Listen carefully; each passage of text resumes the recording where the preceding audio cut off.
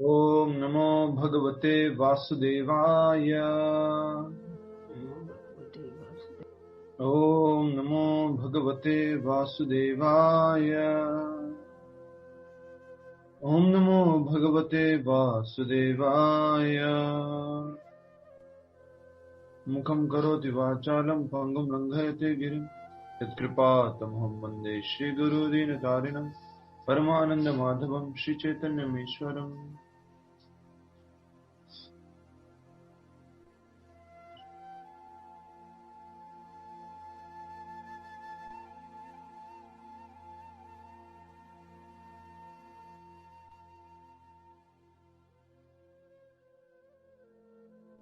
हरे कृष्णा प्रभु, आप म्यूट हैं।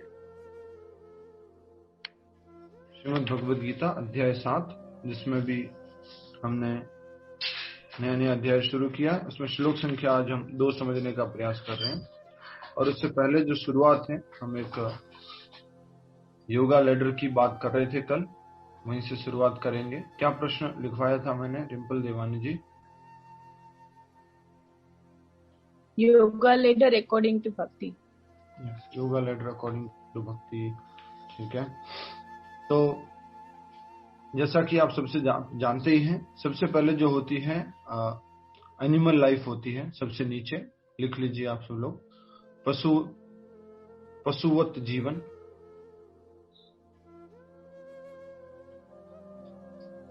जो हम पहले भी लिख चुके हैं, समझ चुके हैं इसको। उसके बाद में हमने देखा मनुष्य जीवन वर्णाश्रम के अनुसार। मनुष्य जीवन वर्णाश्रम के अनुसार एक लेवल ऊपर, सबसे नीचे ही है, उसके ऊपर ही सबसे नीचे हो गया एनिमल लाइफ। उसका उदाहरण क्या होगा? अनरेस्ट्रिक्टेड सेंस एंजॉयमेंट, अनियंत्रित इंद्रिय भोग। अनियंत्रित इंद्रिय भोग।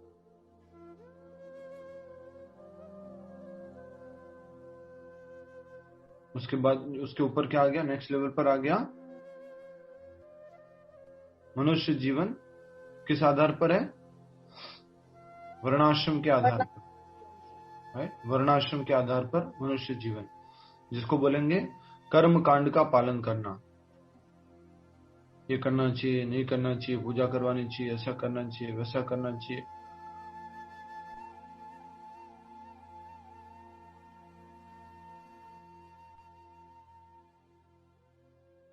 ठीक है। उसके बाद आ जाता है, इसी के अंतर्गत आएगा, एक आता है सकाम कर्मी। इच्छा रख के भगवान के पास जाता है, लेकिन इच्छा रख के जाता है, सकाम कर्मी।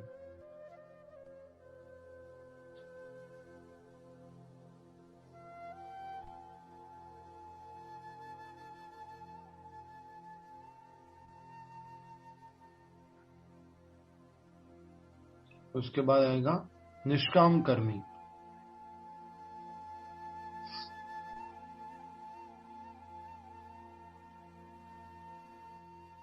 सकाम कर्मी, उसके बाद में निष्काम कर्मी।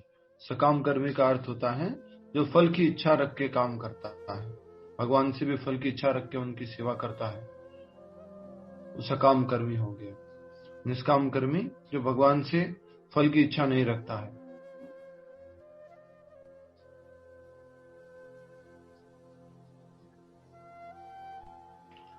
और इसके बाद सीधा का सीधा, ये भक्ति का योगा लेडर अगर हम समझेंगे, भक्ति में आने का, तो इसमें सीधा का सीधा वो किस में आ जाएगा? फिर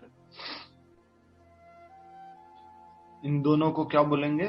नेक्स्ट लेवल पर आ जाएगा कर्म योगी। कर्म योग,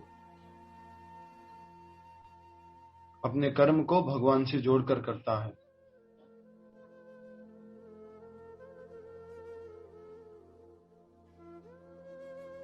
कर्म योग, हर एक कार्य को भगवान से जोड़कर करना। और उसके बाद आ जाता है भक्ति योग। उसके बाद क्या आ जाएगा? भक्ति योग। क्यों? उसका कारण क्या है? कि कर्म योग जो हर एक कार्य भगवान से जोड़कर कर रहे हैं वो भक्ति से जस्ट एक लेवल पहले का ही है। इसलिए उसको भक्ति योगा लेडर अर्थात की भक्ति में किस तरह से व्यक्ति जुड़ता है ये बताया गया। इसमें ज्ञान योग अष्टांग योग बीच में नहीं आया है। समझ में आया आपको? आशिता जी समझ में आया? कुछ नहीं आया? सबसे नीचे क्या है? नीचे लेवल का व्यक्ति, मान लीजिए हम लोग हैं, ठीक है, हम सब लोग अनरेस्ट्रिक्टेड सेंस एंजॉयमेंट, अनियंत्रित इंद्रिय भोग में लगे हुए होती है, खा लो, ये पी लो, इधर घूम लो, ये कर लो, पहला लेवल था। सबसे नीचे जो भक्ति वक्त कर रहा कुछ नहीं। नेक्स्ट लेवल पर आए, किसी ने बोला देख थोड़ा जीवन में कुछ सुधार ला, सब्र बन, जो मनुष्य जीवन में वर्णाश्रम बनाया है उसके अनुसार काम कर, नियम पालन कर, कर्म कांड का पालन कर। तो उसने गलत काम छोड़ दिए, अनियंत्रित जो चीजें थी उसको छोड़ दिया और वो नियंत्रित जीवन जीने लग गया। नियंत्रित जीवन जिसमें भाई यहाँ पर खाना चाहिए या नहीं खाना चाहिए, ये करना चाहिए नहीं करना चाहिए, ये पूजा करवानी चाहिए, ये ऐसा होना चाहिए, तो नियंत्रित जीवन जी करके कर्म कांड का पालन करने लग गया। कर्म कांड का अर्थ तो आप समझ गए सब लोग। कर्म कांड भाई घर में कुछ मान लीजिए अभी घर का मुहूर्त है तो बोले ये पूजा करवानी होगी, ये अभी कुछ हमारे नई गाड़ी लाई है तो उसकी इस प्रकार से पूजा करवानी होगी, अभी ये दोष लगा हुआ तो इसकी ये पूजा करवानी होगी। ये सब कर्म कांड के अंतर्गत आता है। तो इस प्रभु जी विधि विधान ज्यादा, विधि विधानों की पालन वो भी जो शास्त्रों में बताई गई है वो भौतिक लाभ के लिए, भौतिक लाभ के लिए कर्म कांड में।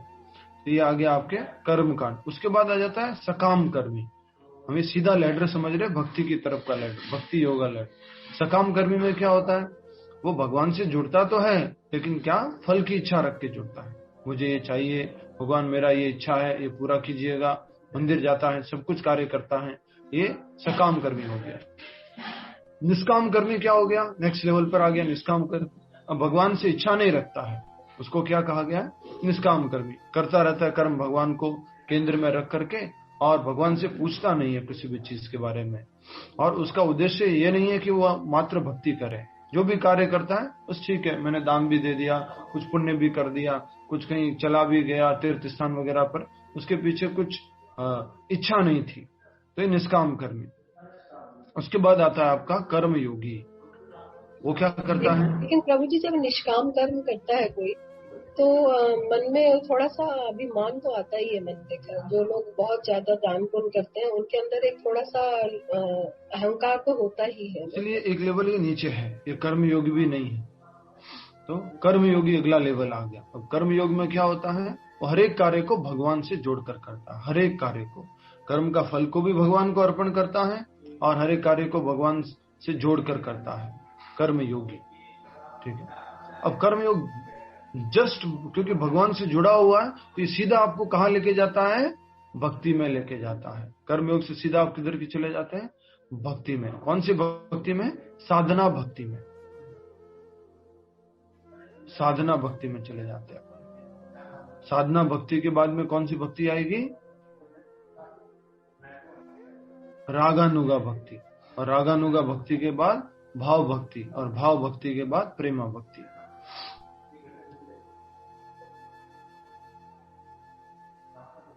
लिख लिया आप सबने? कर्म योग के बाद आप सीधा सीधा लिख सकते थे भक्ति योग, भक्ति। तो हम सब लोग इसी तरह तो एलिवेट हुआ है। यस और नो? रागा अनुरागा में क्या होगा? रागानुराग, राग और अनुराग, उसमें स्पॉन्टेनियस, अचानक से ही भाव जागृत होता है, अचानक से ही सेवा करने की इच्छा होती है, सिर्फ रागानुगा भक्ति है। और उसके बाद भाव भक्ति, हमेशा वो इमोशंस में रहते हैं। सिम्टम्स बताए गए हैं चैतन्य चरितामृत में, भागवत में। और उसके बाद प्रेमा भक्ति।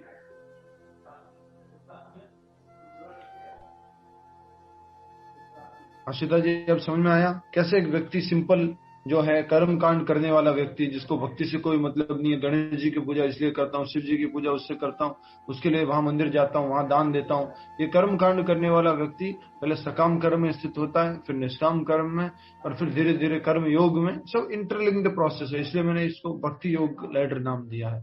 थोड़ा थोड़ा एक दूसरे से सब जुड़ा हुआ है। ऐसा नहीं है कि कर्म योगी जो है वो निष्काम कर्म नहीं करता है, या वो अपने फल को भगवान को अर्पण नहीं कर रहा है या काम नहीं कर रहा है, बिल्कुल काम ही नहीं कर रहा है, नहीं, काम तो कर रहा है लेकिन भगवान को जोड़ कर रहा है। ठीक है, और इसको हम समझेंगे आगे आने वाले चैप्टर नंबर 12 में। चैप्टर 12 में अच्छे से एक बार और आएगा भक्ति योगा लेटर। ठीक है, हरे कृष्ण। और क्या प्रश्न था? 2 थे शायद कि एक ही था? एक में दोनों का उत्तर था। नहीं, और एक और था प्रभु जी, कर्मी कौन, योगी कौन और ज्ञानी कौन, वो बताने वाले। कर्मी कौन है, योगी कौन है और ज्ञानी कौन है? कर्मी, योगी और ज्ञानी, तो वो इसी से संबंधित था।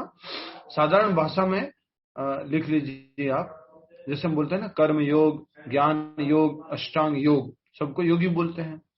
तो सीधा सीधा जो मटेरियलिस्टिक पर्सन है, भौतिकतावादी व्यक्ति, उसको लिख लीजिए कर्मी। क्या बोलते हैं? कर्मी।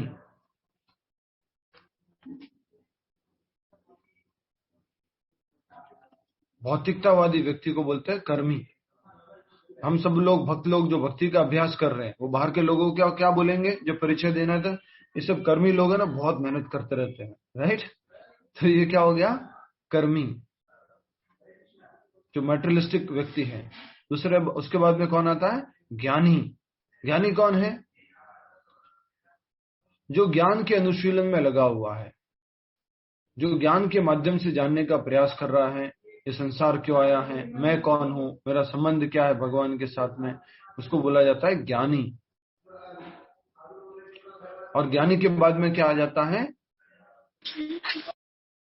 भक्त। एक और बीच में आएगा योगी।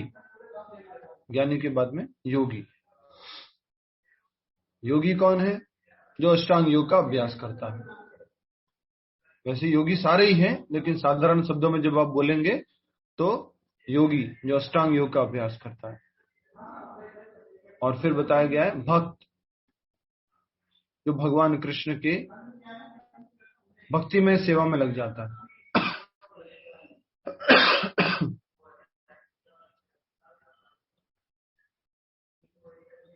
लिख लिया आपने? क्लियर है? कर्मी। तपस्वी? तपस्वी नहीं बताया है। तपस्वी भी लिखना चाहे तो लिख सकते हैं कि तपस्वी जो तपस्या करता है, लेकिन तपस्वी को हम किस में ले रहे हैं? योगी के अंतर्गत ही ले रहे हैं, अष्टांग योग के माध्यम से। जब वो योगा अभ्यास कर रहा है जंगल में जाकर के, तपस्वी, ध्यानी,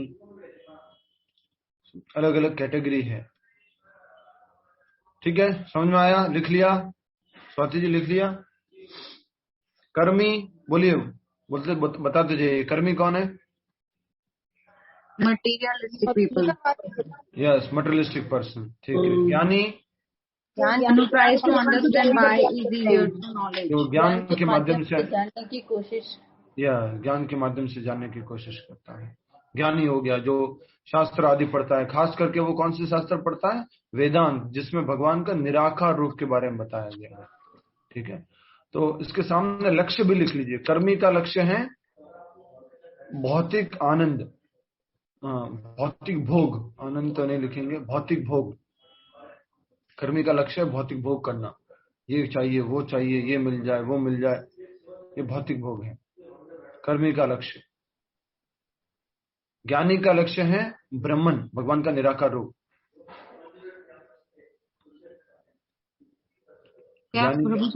ज्ञानी का लक्ष्य ब्रह्मन।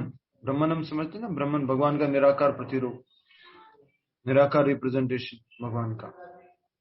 ज्ञान के अनुशीलन में लग करके वो वेदांत आदि पढ़ते हैं, और उसके माध्यम से वो क्या करते हैं? उसके माध्यम से जानने का कोशिश करते हैं कि ये संसार जो है वो किसी निराकार से आया है, हम सब लोग भी निराकार हैं, एक दिन निराकार में जाके हम सब लोग विलीन हो जाएंगे। वो ज्ञानी हो गया। उसके बाद में कौन आता है? योगी। योगी कौन है? जो अष्टांग योग का अभ्यास करता है। इनका लक्ष्य क्या होता है? परमात्मा दर्शन। योगी का लक्ष्य है परमात्मा दर्शन, और अष्टांग योग के अभ्यास में लगते हैं। यम, नियम, आसन, प्राणायाम, प्रत्याहार, ध्यान, धारणा, समाधि।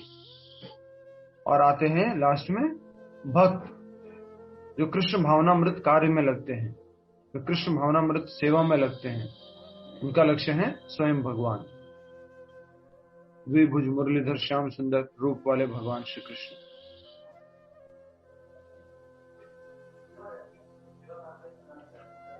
इसको इस तरह से कहेंगे कि जो व्यक्ति बहुत ज्यादा भौतिकतावादी है वो कर्मी कहलाता है, जो ज्ञान के अनुशीलन में लगा हुआ है वो ज्ञानी कहलाता है, और जो जिसका लक्ष्य जो है ब्रह्मन में मिल जाना है वो ज्ञानी कहलाता है, जिसका लक्ष्य जो परमात्मा दर्शन है और अष्टांग योग का अभ्यास करता है वो योगी कहलाता है, जिसका लक्ष्य स्वयं भगवान श्री कृष्ण है, गोलोक वृंदावन धाम है और भगवान की प्रेममयी सेवा में लगा हुआ है, वो व्यक्ति जो है भक्त कहलाता है। ठीक है, आगे बढ़ते हैं। आज हम श्लोक संख्या 2 की तरफ। तात्पर्य बड़ा है, आज ही पूरा करना है। तात्पर्य और अनुवाद को हम अच्छे से समझने का प्रयास करेंगे। सबसे पहले श्लोक को दोहराएंगे। श्लोक दोहराएंगे आप में से आशिता माता जी, आप दोहराइए श्लोक, रिपीट कीजिए। न मे विदुः सुरगणा, न मे विदुः सुरगणा। सॉरी प्रभु जी भी कंफ्यूज हो गया। ज्ञानम, यस प्रभु जी नंबर 2 चलेगा। यस माता, मेरे चैप्टर दूसरी जगह चला गया था। ज्ञानम ते हम सविज्ञानम, ज्ञानम ते हम सविज्ञानम, वक्ष्यामि अशेषतः, वक्ष्यामि अशेषतः, यद् ज्ञात्वा नेह भूयोऽन्य, यज्ञाज्ञानं नेह भूयो अन्यः ज्ञातव्यम् अवशिष्यते, ज्ञातव्यम् अवशिष्यते। ज्ञानं तेऽहं सविज्ञानम्, ज्ञानं तेऽहं सविज्ञानम्, इदं वक्ष्यामि अशेषतः, इदं वक्ष्यामि अशेषतः, यज्ञात्वा न इह भूयोऽन्य, यज्ञाज्ञानम् एव भूयोः ज्ञातव्यम् अवशिष्यते। ज्ञातव्यम् अवशिष्यते। वैसे आप जो उच्चारण कर रहे हैं ना वो परफेक्ट उच्चारण, ज्ञातव्यम। ज्ञ नहीं बोलते एक्चुअल में, इसको अज्ञ बोलते, अज्ञ, ज्ञातव्यम। एक्चुअल में ये ज्ञ नहीं होता है, वो परफेक्ट उच्चारण हम हिंदी में जो सीखे हैं वो ज्ञ बोल देते हैं इसको, बाकी एक्चुअल संस्कृत के अनुसार ये अज्ञ है, अज्ञ, ज्ञातव्यम। ठीक है, ज्ञानम ते हम सविज्ञानम, ज्ञानं तेऽहं सविज्ञानम्, इदं वक्ष्यामि शेषतः, इदं वक्ष्यामि अशेषतः, यज्ञात्वा नेह भूयोऽन्यात्, यज्ञात्वा नेहं भूयोः ज्ञातव्यम् अवशिष्यते। ज्ञातम् अवशिष्यते। यस, आप उच्चारण कीजिए। ज्ञानं तेह सविज्ञानम्, इदं वक्ष्यामि अशिष्यते, यज्ञानत्वनेह भूयोऽहं ज्ञातव्य। हरि बोल। शब्दार्थ दोहराएंगे सभी भक्त लोग, बहुत इंपॉर्टेंट श्लोक है। आप दोहराइए। ज्ञानम, प्रत्यक्ष ज्ञान, प्रत्यक्ष ज्ञान, तुमसे, अहम, मैं, सहित, विज्ञानम, दिव्य ज्ञान, इदम, यह, वक्ष्यामि, कहूंगा, अशेषतः, पूर्ण रूप से, यत्, जिसे, ज्ञात्वा, जानकर, नहीं, यह, इस संसार में, यह, आगे, अन्य कुछ, ज्ञातव्यम, जानने योग्य, अवशिष्यते, शेष रहता है। माता जी कंट्रोल कर लिया करो ना, जब कोई बीच में जिसको बोला जाता है वही बोलना है। ठीक है, हरे कृष्ण। अनुवाद दोहराइए। बहुत इंपॉर्टेंट श्लोक है जिसमें भगवान कह रहे हैं अशेषतः, अर्थात कि कुछ शेष नहीं रह जाता है ये जानने के बाद में। तो क्या ऐसा है, उस ज्ञान को हम समझने का प्रयास करेंगे। अनुवाद दोहराइए। अब मैं तुमसे पूर्ण रूप से व्यवहारिक तथा दिव्य ज्ञान कहूंगा, तथा दिव्य ज्ञान कहूंगा। इसे जान लेने पर तुम्हें जानने के लिए और कुछ भी शेष नहीं रहेगा। भगवान कह रहे हैं अब मैं जो तुम्हें ज्ञान देने वाला हूँ, ज्ञान बताने वाला हूँ, दो तरह का ज्ञान है। एक तो व्यवहारिक है, दूसरा कौन सा है? दिव्य ज्ञान है। और इसे जान लेने पर तुम्हें जानने के लिए और कुछ भी शेष नहीं रहेगा, बस अशेषतः। ये अगर तुमने ज्ञान को जान लिया तो ये कौन सा ज्ञान हो जाएगा? संपूर्ण ज्ञान हो जाएगा, पूर्ण ज्ञान हो जाएगा। और खास करके एक शब्द उपयोग हुआ है भूयः, आगे। इसके बाद आगे ऐसा कोई ज्ञान नहीं है जिसको तुम्हें जानने की आवश्यकता रहेगी। तो भगवान श्री कृष्ण बता रहे, इंग्लिश में आपने देखा होगा नॉमिनल एंड फिनोमिनल करके प्रभुपाद जी ट्रांसलेट करते हैं। तो आप अपनी भाषा में इसको बता सकते हैं क्या लिखा है? नॉमिनल मतलब क्या, फिनोमिनल मतलब क्या? नॉमिनल न्यूमियस लिखा है, न्यूमिनस। ओके, न्यूमिनस, ठीक है। और फिनोमिनल तो क्या मतलब है? मतलब कि एक तो वो जो हमें प्रैक्टिकली यूज करना है, जो कि व्यवहारिक हो गया, जो रोज की उसमें, और दिव्य मतलब कि जो भगवान के बारे में है। परम तो इस तरह से कहेंगे भौतिक और आध्यात्मिक दोनों ज्ञान देने वाला हूँ। भौतिक शक्ति के बारे में और आध्यात्मिक शक्ति के बारे में, दोनों के बारे में बताने वाला हूँ। और खास करके याद कीजिए अर्जुन ने क्या बोला था 6 अध्याय में? मेरे लिए व्यवहारिक नहीं है और ये असहनीय है। क्या? ये अष्टांग योग का अभ्यास में नहीं कर पाऊंगा, मेरे लिए असहनीय है और ये व्यवहारिक भी नहीं है। इसलिए आप मुझे बताइए कि मैं मेरे मन को नियंत्रित कैसे करूं। चंचलम ही मना कृष्ण परमार्थी बलवद दृढ़म। ये कृष्ण मेरा मन बहुत चंचल है, मैं इसको नियंत्रित नहीं कर पा रहा हूं। तो भगवान यहाँ पर जो कह रहे हैं कि अर्जुन, पहले तो कल वाले श्लोक में बताया कि मेरे से सुनो, और अच्छा इशारा करके, ये इशारे का क्या मतलब है? मैं आसक्त, मुझ में आसक्त होने के लिए मैं तुम्हें ज्ञान देने वाला हूँ। असंशयम, बिना संशय के तुम मुझे पूर्ण रूप से जान पाओगे। और अब भगवान कह रहे हैं कि जो तुम मुझे जानने का जो तुम्हें ज्ञान देने वाला हूँ वो फिनोमिनल है, अर्थात की दिव्य है, और साथ ही साथ जो है व्यवहारिक है। वो दोनों ज्ञान मैं तुम्हें देने वाला हूँ, और इसे जान लेने पर तुम्हें और कुछ भी जानने को शेष नहीं रहेगा। तो आप सब लोगों को जीवन में खुशी होनी चाहिए, आनंद होना चाहिए कि हम जो जान रहे हैं उसको जानने के बाद और कुछ जानने की आवश्यकता नहीं है इस भगवत गीता के माध्यम से। और भगवत गीता का संदेश क्या है? सारे शास्त्रों का सार है। जल्दी से गीता महात्म्य निकाल दीजिए, जल्दी से, समय को बचाते हुए। गीता महात्म्य कहाँ था? इंट्रोडक्शन से 1 पेज पहले, जल्दी से। और सॉरी, फर्स्ट चैप्टर से 1 पेज पहले, भूमिका से 1 पेज पहले। यस, भूमिका से जस्ट 1 पेज पहले, फर्स्ट चैप्टर से 1 पेज पहले, भूमिका का लास्ट पेज। मिल गया आप सभी को? भूमिका का अंतिम पेज जिसमें गुरु परंपरा लिखी है, उसके पहले वाला अध्याय 1 से जस्ट आगे वाला पेज। अध्याय 1 जहां से शुरू होता है उससे आगे वाला पेज। मिल गया माता जी? रंजन वेखरिया माता जी, नहीं मिला? ये अध्याय 1 ये है, ये अध्याय 1, इसके आगे वाला पेज ये हो गया जिसमें गुरु परंपरा लिखी हुई है, इसके बाद वाला ये वाला पेज 29। ठीक है। यस, 29 नंबर है। तो उसमें देखिए श्लोक लिखा हुआ है, मेरे पीछे दोहरान करेंगे। स्वाति जी रिपीट कीजिए श्लोक को।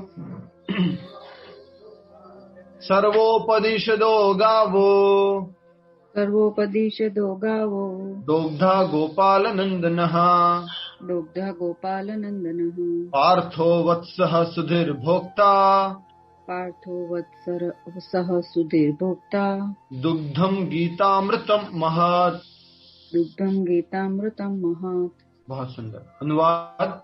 आप सभी लोग दोहरान कीजिए, आप रिपीट कीजिए स्वाति जी। यह गीतोपनिषद, यह गीतोपनिषद, भगवत गीता, भगवत गीता जो समस्त उपनिषदों का सार है, जो समस्त उपनिषदों का सार है, गाय के तुल्य है, गाय के तुल्य है, और ग्वाल बाल के रूप में विख्यात, और ग्वाल बाल के रूप में विख्यात।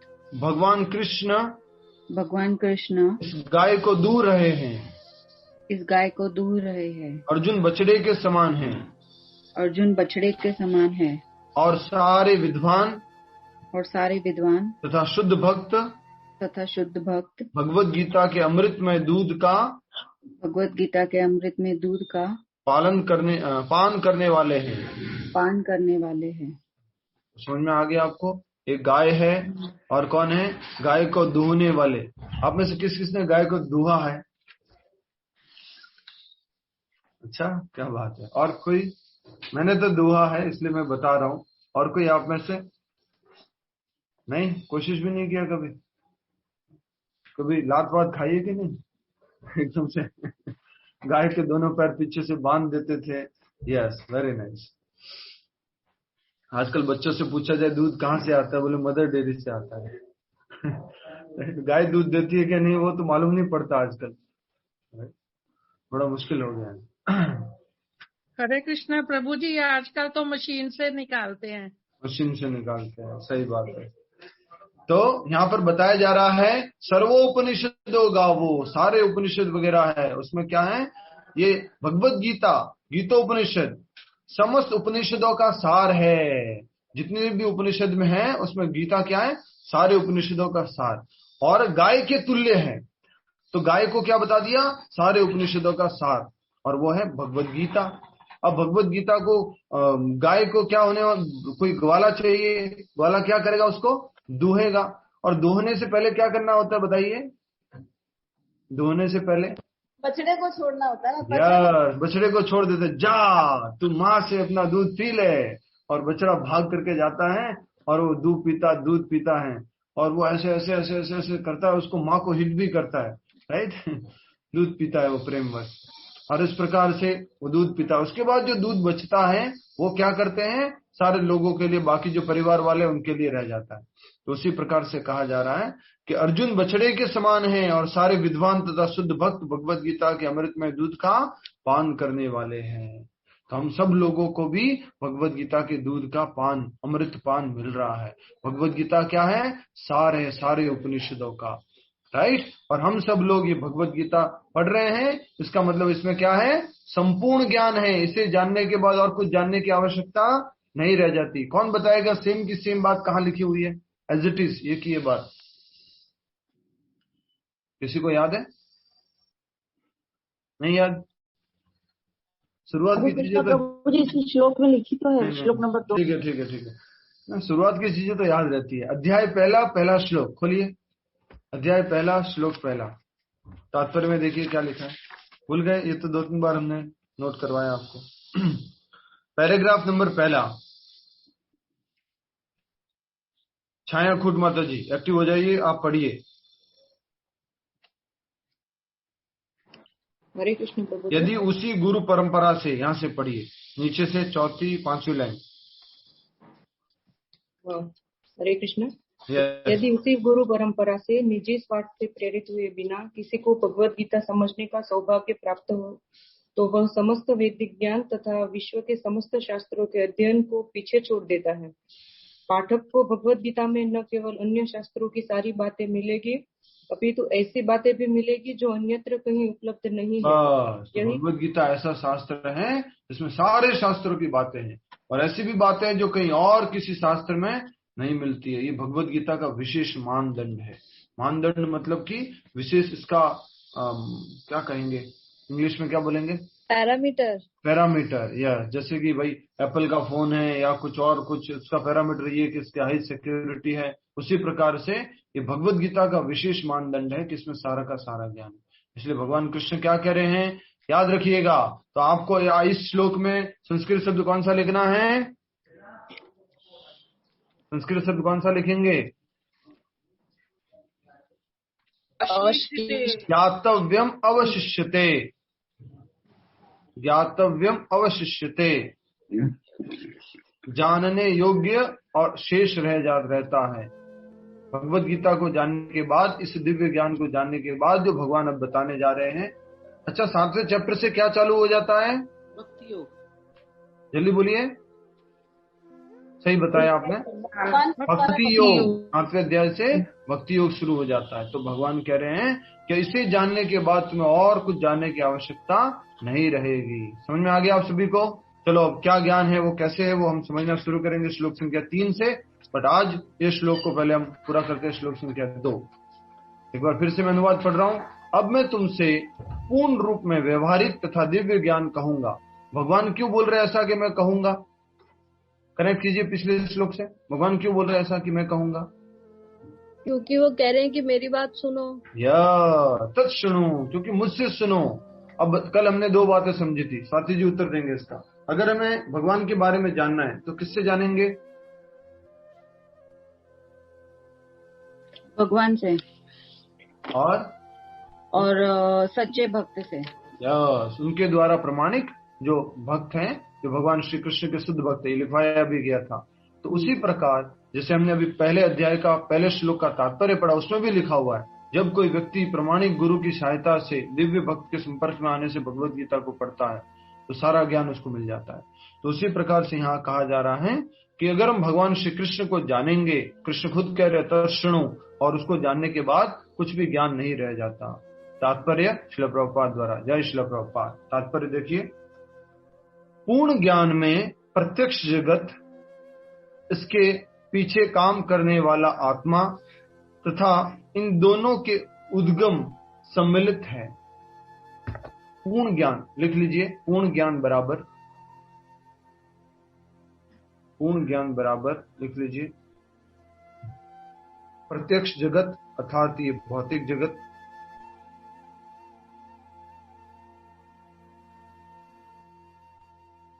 उसके बाद में आत्मा,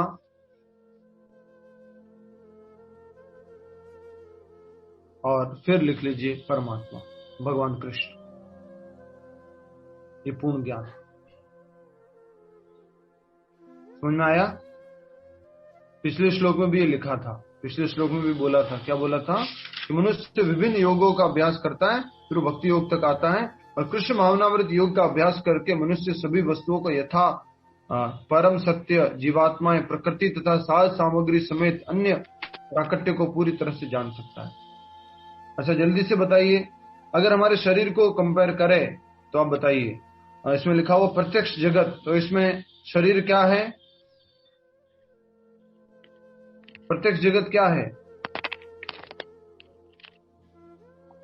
जी पंच तत्व। यस, पंच महाभूतों की पूरी सृष्टि, ये प्रत्यक्ष जगत है। फिर क्या है? इसके पीछे काम करने वाला आत्मा, अर्थात जैसे कि शरीर है, तो शरीर किसकी वजह से कार्य करता है? आत्मा की वजह से कार्य करता है। फिर लिखा हुआ है तथा इन दोनों के उद्गम सम्मिलित है, अर्थात इन दोनों के उद्गम कौन है? श्री कृष्ण। यस, भौतिक भी किससे उत्पन्न होता है? भगवान कृष्ण से। आध्यात्मिक भी किससे उत्पन्न होता है? भगवान श्री कृष्ण से। ये भी आगे हम और अच्छे से समझेंगे इसको। यह दिव्य ज्ञान है, ये ज्ञान दिव्य ज्ञान है कि भौतिक जगत क्या है, उसके पीछे आत्मा क्या है, उसके पीछे परमात्मा क्या है, जो दोनों को उद्गम करने वाले हैं, दिव्य ज्ञान है। भगवान उपर्युक्त ज्ञान पद्धति बताना चाहते हैं क्योंकि अर्जुन उनका विश्वस्त भक्त तथा मित्र है। भगवान क्या बताना चाहते हैं? ये वाली ज्ञान पद्धति बताना चाहते हैं। अच्छा, जल्दी से बताइए याद करके अपनी मेमोरी से, 7वें अध्याय में क्या क्या जानने को मिलेगा हमारे को? जो तात्पर्य से पढ़ा था ना पहले श्लोक में, बता दीजिए। कृष्ण भावनामृत की प्रकृति 4 तरीके के लोग जो रेगुलेटेड होते हैं। कृष्ण भावनामृत की प्रकृति, 4 तरह के लोग जो समर्पण करते हैं और नहीं करते हैं, और भगवान कृष्ण के ऐश्वर्य। तो वही यहाँ पर कहा जा रहा है कि दिव्य ज्ञान, यह दिव्य ज्ञान है। भगवान उपर्युक्त ज्ञान पद्धति बताना चाहते हैं, जो अभी ऊपर बताया गया, जो ये फिनोमिनल, न्यूमिनस, ये जो ज्ञान पद्धति है, तो भौतिक और व्यवहारिक आध्यात्मिक ज्ञान पद्धति, जिसमें संपूर्ण ज्ञान आ जाता है। भौतिक अर्थात शरीर, आध्यात्मिक मतलब आत्मा, और भगवान कृष्ण मतलब दोनों के उद्गम पद्धति बताना चाहते हैं क्योंकि उनका अर्जुन उनका विश्वस्त भक्त तथा मित्र है। भगवान ने कहां पर कहा था कि वो उनका मित्र और भक्त हैं? यह 4 अध्याय का 3रा श्लोक, उसमें बोला था भगवान ने कि ये ज्ञान मैं दे रहा हूं। क्यों दे रहा हूं तुम्हें ये ज्ञान? क्यों? क्योंकि तुम मेरे भक्त और मित्र हो। भगवान ने बोला था ये। हाँ, याद रखिएगा ये सब बातें। भगवत गीता को अर्जुन को ही क्यों सुनाया गया, किसी और को क्यों नहीं सुनाया गया? क्योंकि वो भगवान का मित्र और साथ ही साथ कौन था? भक्त था। ठीक है। चतुर्थ अध्याय के प्रारंभ में इसकी व्याख्या भगवान कृष्ण ने की और इसकी पुष्टि यहाँ पर हो रही है। चतुर्थ अध्याय में भगवान ने किसकी पुष्टि की थी, किसकी व्याख्या की थी? कि दिव्य ज्ञान की। और दिव्य ज्ञान को वहां पर बताया गया था, यहाँ पर और क्लियरली बताया जा रहा है। ठीक है। और भगवत भक्त द्वारा पूर्ण ज्ञान का लाभ भगवान से प्रारंभ होने वाली गुरु परंपरा से ही किया जा सकता है। भगवत भक्त द्वारा पूर्ण ज्ञान का लाभ भगवान से प्रारंभ होनी। अच्छा, जल्दी से याद कीजिए। मैं अब स्वाति जी से नहीं पूछता, ठीक है। नेक्स्ट किससे पूछता हूँ? छाया खुट माता जी से। छाया खुट माता जी, भगवान से शुरू होने वाली 4 परंपराओं के नाम बताइए। हरे कृष्ण प्रभु जी। जी। ब्रह्म संप्रदाय। क्या बात है, वेरी नाइस। रुद्र संप्रदाय, हाँ, श्री संप्रदाय और कुमार संप्रदाय। देख के बताया क्या? नहीं प्रभु जी। हरि बोल। अब बताइए, ब्रह्म संप्रदाय में भगवान श्री कृष्ण ने सबसे पहले इस ज्ञान को किसको दिया? ब्रह्मा जी को। ब्रह्मा जी को। रुद्र संप्रदाय में भगवान श्री कृष्ण ज्ञान को किसको दिया? रुद्र संप्रदाय में शिव जी को। शिव जी को। सिंपल है, रुद्र भगवान। और श्री संप्रदाय में भगवान श्री कृष्ण इस ज्ञान को किसको दिया? लक्ष्मी जी को। लक्ष्मी जी को। और कुमार संप्रदाय में भगवान श्री कृष्ण ने ज्ञान किसको दिया? कुमार को। अब थोड़ा डिफिकल्ट प्रश्न पूछ लेता हूं मैं, ठीक है। डिफिकल्ट प्रश्न ये है कि हर एक संप्रदाय के आचार्यों के नाम बताइए, ठीक है। आचार्यों के नाम भी। अच्छा, मिल गए नोट्स, क्या बात है। ठीक है। संप्रदाय के रामानुजाचार्य। ब्रह्म संप्रदाय के आचार्य कौन हैं? रामानुजाचार्य नहीं, ब्रह्म संप्रदाय के माधवाचार्य। ठीक है। और उसके बाद में आता है रुद्र संप्रदाय के आचार्य कौन हैं? विष्णु स्वामी। विष्णु स्वामी, बिल्कुल सही उत्तर है। और उसके बाद में आता है श्री संप्रदाय। श्री संप्रदाय के आचार्य कौन हैं? रामानुजाचार्य। और फिर आता है कुमार संप्रदाय। इसके आचार्य कौन हैं? जिसका मतलब क्या है वो भी समझ लीजिए। सबसे पहले तो भगवान है, उसके बाद वो 4 लोग जिनको भगवान ने ज्ञान दिया, जो अथॉरिटी है। उसके बाद इस परंपरा के मेन आचार्य जो इस ज्ञान को आगे पास करने की जिम्मेदारी लेते हैं, जो मेन आचार्य के रूप में उस ज्ञान को फॉर्मेट में लेके आते हैं और उसी फॉर्मेट में फिर वो आगे बढ़ता है। ठीक है। तो हम सब लोग कौन सी परंपरा में आते हैं जो भगवत गीता समझ रहे हैं? पूनम सोनी जी, बड़ी डिस्टर्बेंस आ रहा है। यस, हम सब लोग कौन से संप्रदाय में आते हैं? ब्रह्म संप्रदाय में। ब्रह्म संप्रदाय में, जो ब्रह्मा जी से शुरू होता है। अच्छा, आपकी परंपरा कहाँ पर है? आप कौन सी परंपरा से जुड़े हो? कहीं लिखी हुई है आपकी परंपरा? कैसे आगे भक्ति करने के लिए? हाँ, वो जो गुरु शिष्य परंपरा, जो भूमिका तो भूमिका के जो लास्ट पेज पर लिखी हुई है, ये हमारी परंपरा है। इसमें देखिए सब कुछ लिखा हुआ है, सब कुछ लिखा हुआ है। 32 नंबर पे लास्ट पे कौन है? प्रभुपाद जी। और हम सब लोग उनके शिष्य हैं, तो हम इसी परंपरा से जुड़े हुए हैं। तो इस आज के श्लोक में लिखा हुआ है कि भगवत भक्त द्वारा पूर्ण ज्ञान का लाभ भगवान से प्राप्त होने वाली गुरु परंपरा से ही किया जा सकता है। अगर पूर्ण ज्ञान तो प्राप्त करना है तो उसके लिए कौन होने चाहिए? गुरु होने चाहिए। और गुरु भी कौन से होने चाहिए? जीपीएस वाले। तो जीपीएस क्या है?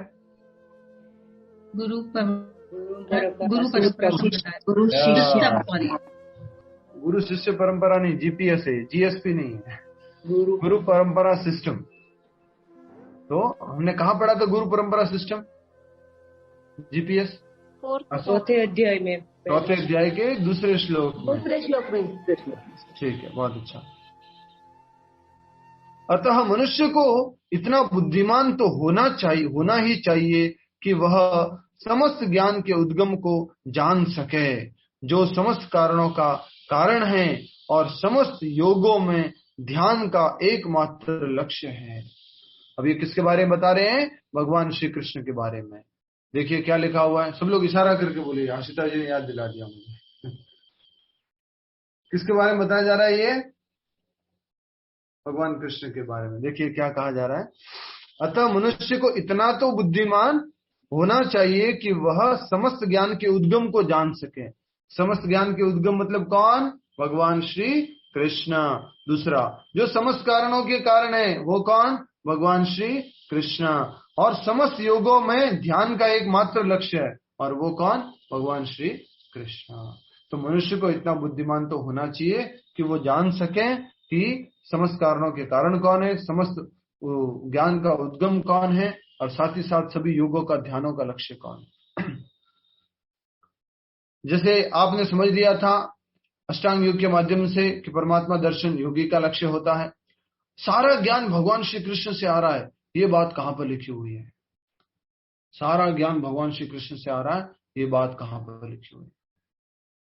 अध्याय 15। हाँ, ब्रह्म संहिता में नहीं, वो तो लिखा सर्व कारण कारण। भगवत गीता में भगवान कहाँ बोलते हैं कि सारा ज्ञान मेरे से ही आता है? 4th चैप्टर है, एवं परंपरा प्राप्त। जब वो बोलते हैं कि मैं सब शास्त्रों का सार मैं हूँ, मुझे वो लाइन नहीं पता, बट उन्होंने कहीं बोला। प्रभु जी ब्रह्म संहिता में प्रभु जी उन्होंने 4 संप्रदाय खुद ने तो बनाई है, उनसे तो सब ज्ञान फैल रहा है। उनसे तो आएगा जी, अब क्या इसमें पूछने की बात है जी? 15वें अध्याय का 15वां श्लोक खोलिए। 15वें अध्याय का 15वां श्लोक खोलिए। अभी पहुंचे नहीं हम। और बाकी आपने उत्तर बहुत अच्छा सही दिया, जो इसने गुरु परंपरा वाला उत्तर दिया, क्योंकि सारी परंपरा, सूर्य भगवान को भी ज्ञान किसने दिया था? भगवान कृष्ण ने। तो अल्टीमेटली ज्ञान का उद्गम, ब्रह्मा जी को ज्ञान किसने दिया? भगवान कृष्ण ने। शिव जी को ज्ञान किसने दिया? लक्ष्मी जी को ज्ञान किसने दिया? चतुष कुमारों को ज्ञान किसने दिया? भगवान कृष्ण ने। तो इसलिए सारे ज्ञान के उद्गम कौन है? भगवान श्री कृष्ण। अब 15वें अध्याय का 15वां श्लोक खोल लिया है। आशिता जी अनुवाद पढ़िए। नहीं खोला है? नहीं, वो मेरे पास इंग्लिश में है प्रभु जी। अच्छा, इंग्लिश में है। हिंदी में किसके पास है? रुक जाओ। इनकी मम्मी जी भी इधर ही है, इनकी मम्मी जी से पूछ लेते हैं। मैं पढ़ूं? कितनी बढ़िया क्लास होगी ना, मम्मी और बेटी साथ में पढ़ते हैं। ऐसी स्कूल देखी आपने कहीं? गुजराती हो। ऐसी स्कूल में गए कभी आप? मम्मी बेटी साथ में पढ़ते हैं। यस, मम्मी जी पढ़िए। मैं प्रत्येक जीव के हृदय में आसीन हूँ और मुझसे ही स्मृति, ज्ञान तथा विस्मृति होती है। मैं ही वेदों के द्वारा जानने योग्य हूँ। निसंदेह में वेदांत का संकलन करता तथा समस्त वेदों का जानने वाला हूँ। या सारे वेदों का संकलन करने वाला कौन बोल रहे हैं? भगवान श्री कृष्ण। सर्वस्व चाहम हृदय सन्निविष्टो। ये श्लोक को भी याद रखना, आप बच्चों को बहुत काम आएगा, आपको अपने बच्चों को समझाने के लिए। कभी कभी बच्चे एग्जाम में भूल जाते हैं और आपके पास में आकर के रोते हैं, मम्मी देखो मैं तो भूल गया था, पढ़ाई में लिख नहीं पाया। तो ये यहाँ पर लिखा हुआ, सर्वस्व चाहम हृदय सन्निविष्टो। सबके हृदय में भगवान बैठे हुए हैं। और भगवान कहते मेरे से क्या आता है? मत्तः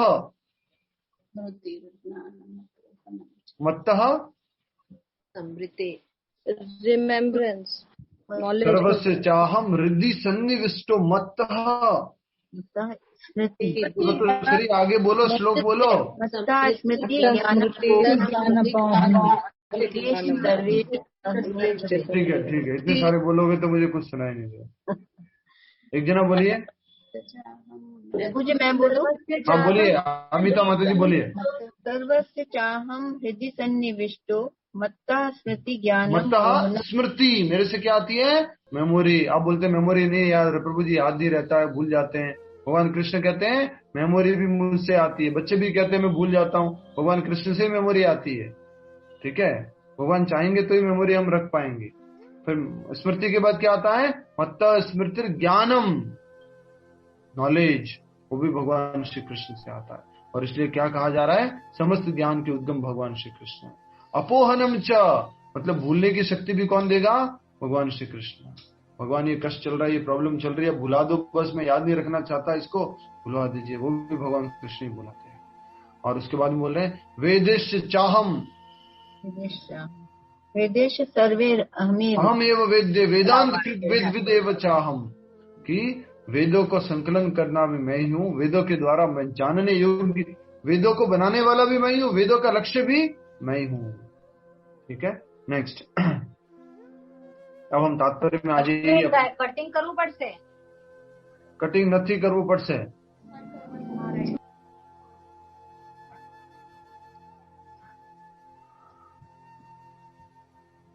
अतः मनुष्य को इतना बुद्धिमान तो होना चाहिए कि वह समस्त ज्ञान के उद्गम को जान सके, जो समस्त कारणों का कारण है और समस्त योगों में ध्यान का एकमात्र लक्ष्य है. जब समस्त कारणों के कारण का पता चल जाता है तो सभी ज्ञेय वस्तुएं ज्ञात हो जाती हैं, कुछ भी अज्ञेय नहीं रह जाता. समस्त कारणों के कारण भगवान श्री कृष्ण कहां पर लिखा हुआ है? ब्रह्म संहिता. क्या श्लोक है? 1, 2, 3 एक साथ बोलिए. 1, 2, 3. ईश्वर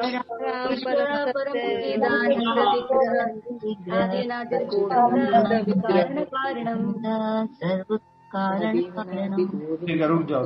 भगवती माता जी बोलिए. ईश्वरं परम कृष्ण सच्चिदानंद विग्रह आदिनादिर गोविंद सर्व कारण कारणम. अच्छा, आपका कोशिश अच्छा है, लेकिन सही से एक बार पढ़ भी लीजिए.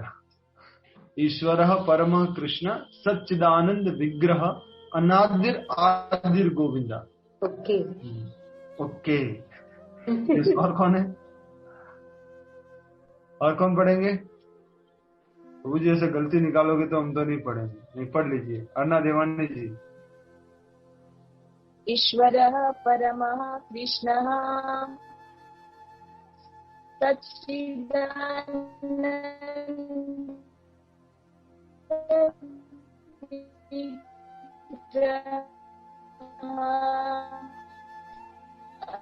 आपके इंटरनेट के कमजोर होने के कारण भी भगवान कृष्ण है सर्व कारण कारणम. आदिरादिर गोविंद सर्व कारण. यस, मतलब आपका नेटवर्क आजकल कमजोर हो गया है. तो यहाँ पे बताया जा रहा है सभी कारणों के कारण का अगर पता चल जाएगा तो सभी ज्ञेय वस्तु ज्ञात हो जाती है. ऐसा कुछ नहीं रह जाता जो अज्ञान में हो. इसलिए भगवान श्री कृष्ण को अगर जान लिया है तो कुछ भी बाकी रहेगा क्या जानने के लिए? कुछ भी बाकी नहीं रहेगा. इसको हम पहले भी समझ चुके हैं. किसी को याद है? डायलॉग के थ्रू समझे थे.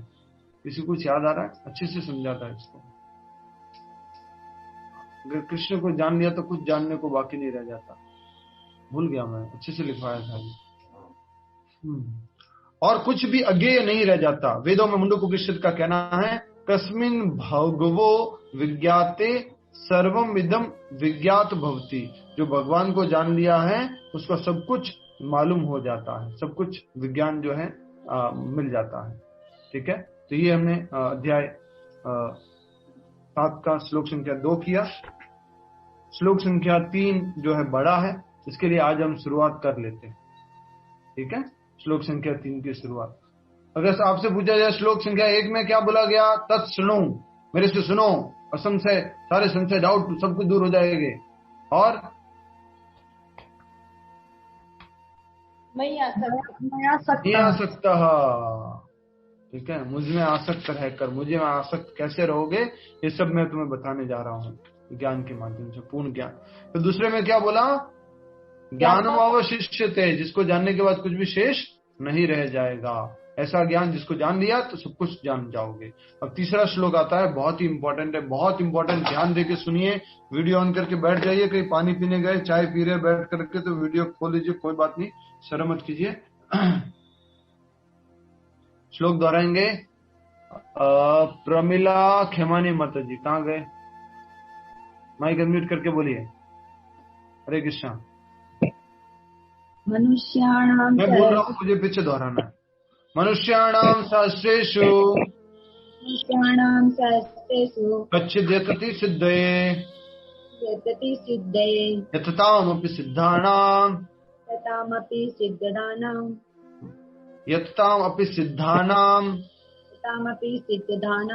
सिद्धानां कहाँ है? सिद्धानां कच्चिन्मां वेति तत्वतः मनुष्याणां सहस्रेषु.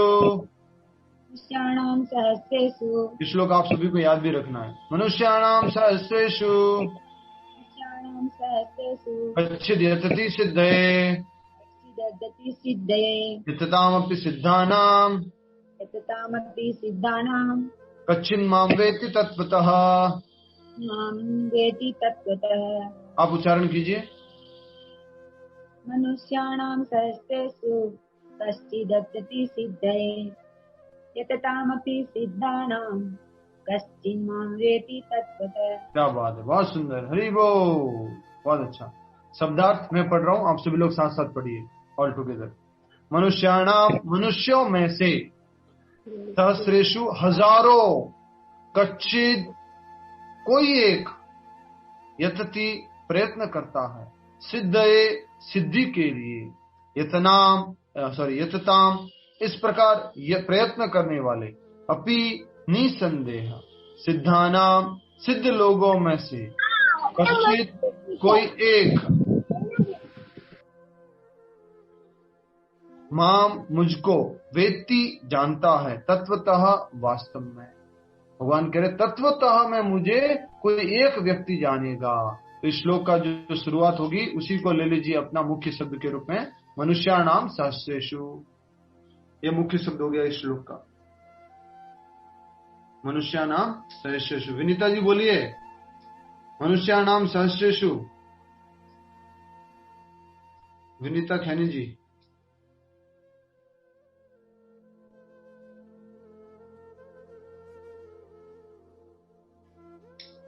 नहीं बोलेंगे ना। मनुष्याणाम सहस्रेषु तो क्या मतलब है? कई हजारों मनुष्यों में से। सहस्त्र मतलब हजारों। तो यतता मतलब क्या हो गया है? प्रयत्न करने वाला। ये शब्द थोड़ा थोड़ा कुछ याद रखिए। यतता प्रयत्न करने वाला। वेत्ति मतलब जानता है। ठीक है। अनुवाद दोहराएंगे।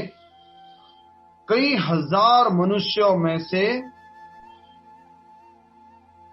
कोई एक सिद्धि के लिए प्रयत्नशील होता है और इस तरह सिद्धि प्राप्त करने वालों में से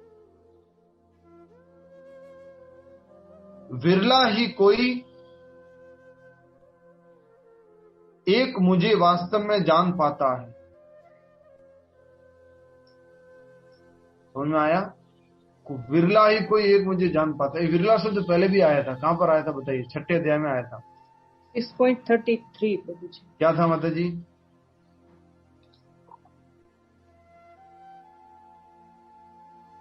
6.33 में नहीं है माता जी।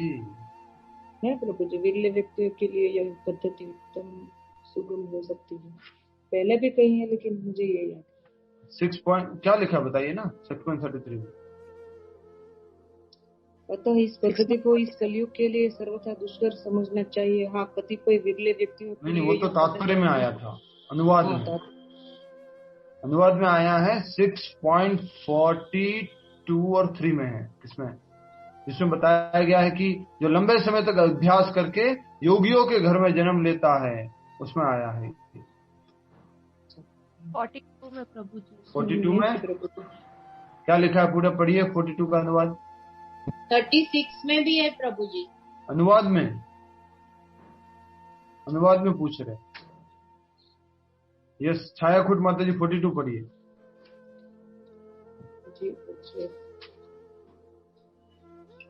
जल्दी से। अथवा यदि दीर्घकाल तक योग करने के बाद असफल रहे तो वह ऐसे योगियों के कुल में जन्म लेता है जो अति बुद्धिमान है।